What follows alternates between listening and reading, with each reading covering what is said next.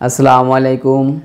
অর্থনীতি অনার্স প্রথম বর্ষের অর্থনীতিবিদদের জন্য গণিত 1 সাবজেক্টের আমি প্রথম অধ্যায় সিলেবাস ভিত্তিক ধারাবাহিক আলোচনা করছি। আজকে আমরা যে বিষয়টি আলোচনা করব এটা 2022 সালে আসছে। প্রমাণ করো যে রুটটি একটি মূলদ সংখ্যা। মূলদ সংখ্যার সংজ্ঞা এবং কোনগুলা মূলদ সংখ্যা সেগুলো আমরা আগে আলোচনা করেছি, কোনগুলো অমূলদ সংখ্যা তার আগে আমরা আলোচনা করেছি। আমাদের আলোচনার ভিতরে রুট ছিল একটি অমূলদ সংখ্যা, যাক আমরা প্রমাণ করে দেখি রুট মূলদ সংখ্যা কিনা। এখন রুট মূলদ সংখ্যা কিনা আমরা জানি। মূলদ সংখ্যার সংজ্ঞা কি? দুটি পূর্ণ সংখ্যার অনুপাত হিসেবে প্রকাশ করা যাবে। তাই আমরা দুইটা পূর্ণ সংখ্যা ধরে নেব আর কিছু শর্ত ধরে নিয়ে আমরা প্রমাণ করার চেষ্টা করব আসলে রুট মূলদ সংখ্যা না অমূলদ সংখ্যা। আমরা শুরু করি প্রমাণ।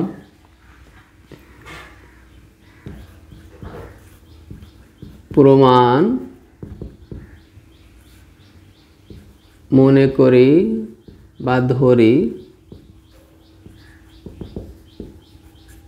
রুট একটি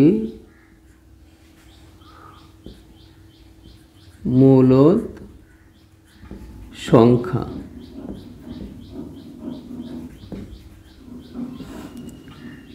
এবং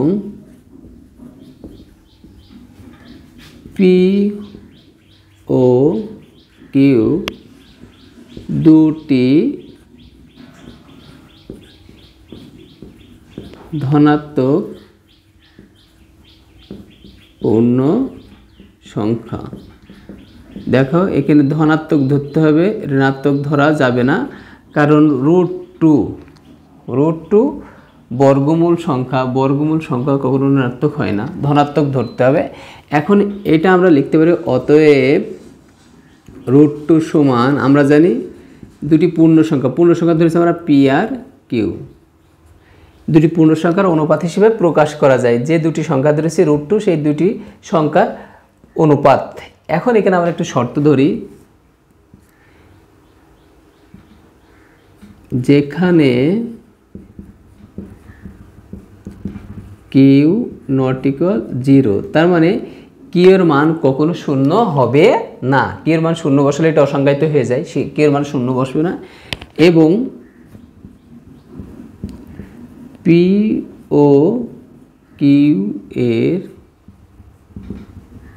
একটি সাধারণ বা কমন উৎপাদক 1, এদের কমন উৎপাদক কত? 1, বিষয়টা ধরে নিলাম। এরপরে আমরা বর্গ করে এখান থেকে আমরা পি এর মান বের করব। তাহলে যদি বর্গ করি রুট আর স্কোয়ার যদি কেটে যায় থাকে কত? 2, এটার বর্গ করলে পি এর স্কোয়ার হবে, কিউ এর স্কোয়ার হবে। এখান থেকে আমরা পি স্কোয়ারের মানটা বের করব। তাহলে এর নিচে কিছু না থাকলে 1 আছে, আড়াআড়ি যদি গুণ করি এটার নিচে কি থাকে? কিছু না থাকলে 1 আছে। যদি আড়াআড়ি গুণ করি তাহলে আমাদের পি যদি 1 এর সাথে গুণ করি হবে পি স্কোয়ার, 2 গুণ করলে হবে 2কিউ স্কোয়ার। দেখো এই জায়গাটায় আমাদের একটা বিষয়, আগে বিষয়টা আমি যদি লিখি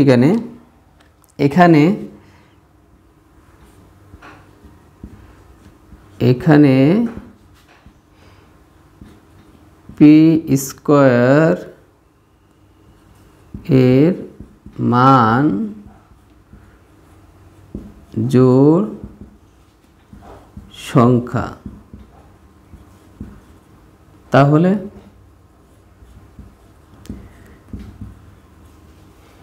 পি এর মান ও জোড়। আমরা এটা 1 নম্বর সমীকরণ দিই।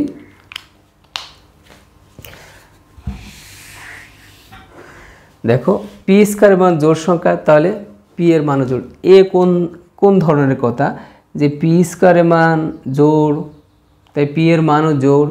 কীভাবে পি স্কোয়ারের মান জোড় হয়? আমরা যদি পি এর মান ধরি, পি এর মান মনে করো আমরা পি সমান 5 ধরলাম, তাহলে পি সমান 5 ধরে যদি আমরা পি স্কোয়ার করি, পি স্কোয়ার যদি করি, পি স্কোয়ার সমান 5 স্কোয়ার কত 25। এই যে পি স্কোয়ার বিজোড় হচ্ছে।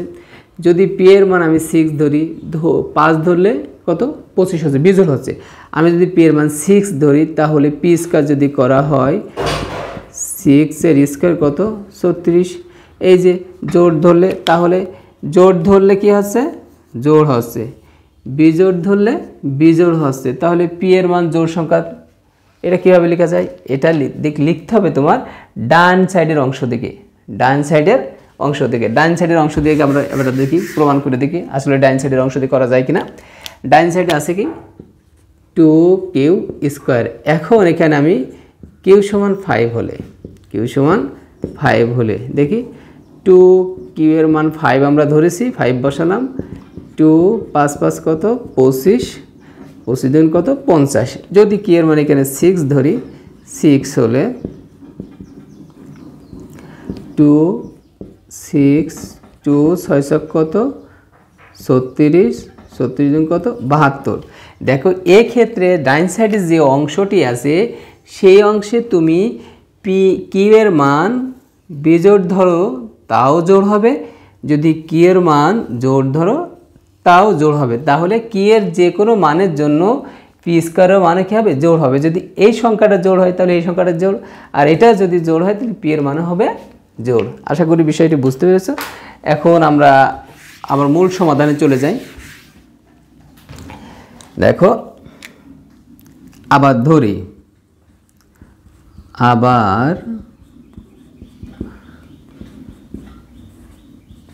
ধরি পি সমান 2n ধরলাম। এই যে পি স্কয়ার সমান 2q স্কয়ার বের করেছে, 2n ধরলাম।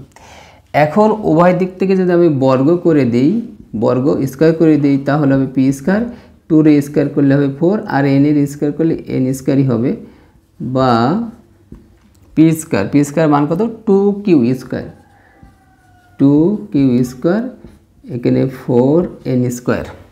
দেখো এখানে যদি আমরা লিখতে চাই 2 ডান দিকে গেলে ভাগ হয়ে যাবে, ভাগ হয়ে গেলে থাকবে বাম দিকে q স্কয়ার থাকবে, আর ডান দিকে 2 দ্বারা ভাগ দিলে 4 এর 2n স্কয়ার হবে। একটা বিষয় দেখো, আমরা এখানে যেভাবে মানটা বের করেছি একইভাবে, আচ্ছা এটা রাখছি না, একইভাবে এখানে মান আসছে কিউ এর, একই ধরনের ফলাফল। দেখো ডাইন সাইড এখানে 2q স্কয়ার, এখানে n স্কয়ার, তাহলে কি স্কয়ারের মানও কী হবে, দেখো পি স্কয়ার মান জোড় সংখ্যা, তাহলে পি এর মানও জোড়। তাহলে এখানে আমরা কী লিখবো, এখানে কি আছে বাম সাইডে কিউ আছে, একই যে কথাটা এখানে আছে ওই কথাটাই আমরা এখানে লিখব।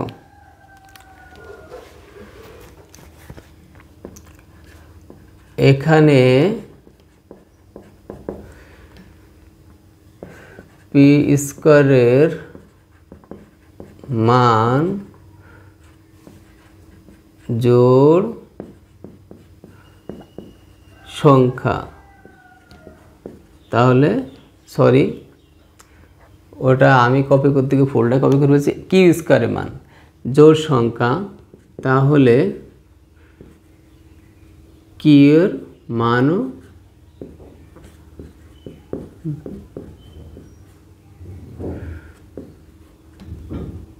জোড়।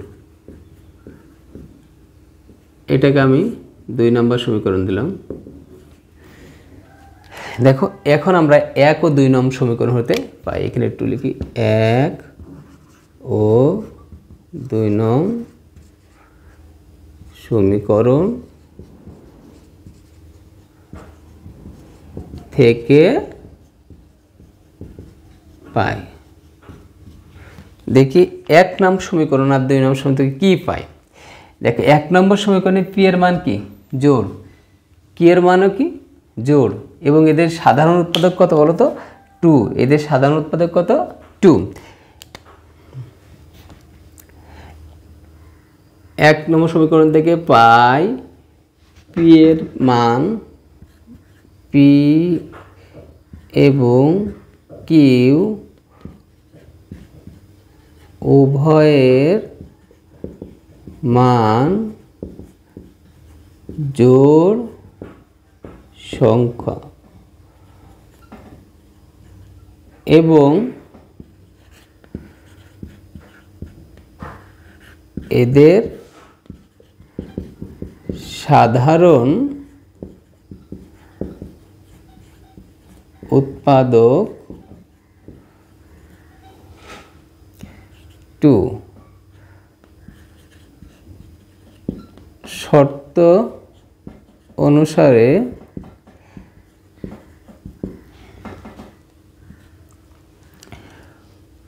ওয়ান ব্যতীত পি ও কিউ এর কোনো সাধারণ উৎপাদক নেই। দেখো আমরা বলো এই যে কথাটা লিখছি, এই যে এখানে বলে এই কথাটা লিখেছি, এদের সাধারণ উপাদান কত 1 1, সাধারণ উপাদান কত 1। তা আমরা সাধারণ উপাদানকে উভয়ের ভিতরে আমরা 2 পাচ্ছি, মানে কমন আছে, উপাদানটা কমন আছে। পি কিউ উভয়ের মান জোড় সংখ্যক এবং এদের সাধারণ, আর ও জোড় সংখ্যক হলে কমন থাকবে। পি কিউ উভয়ের মান জোড় সংখ্যক এবং এদের সাধারণ উপাদান কত 2। শর্ত অনুসারে কিউ ব্যতীত পি কিউ এর কোনো সাধারণ উৎপাদক নেই। অতএব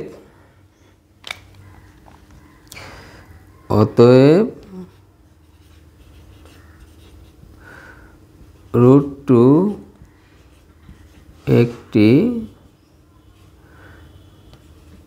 মূলদ সংখ্যা নয়, অর্থাৎ √2 একটি অম্লদ সংখ্যা, অর্থাৎ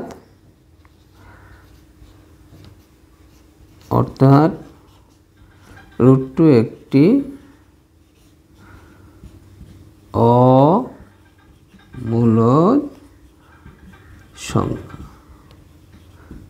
দেখো আমি দুইটা কালি ব্যবহার করলাম, আমাদের এইটা প্রমাণ করতে চাইছিল √2 একটি মূলদ সংখ্যা কিনা, তাই সেই বিষয়টা, সেই প্রশ্নটা মুছে দিয়েছে অবশ্য। তা এইভাবে তোমরা প্রমাণটি করতে পারো। আশা করি তোমরা বুঝতে পেরেছো। আর তোমরা অবশ্যই ইকোনমিক টিচিং একাডেমি এবং ফেসবুক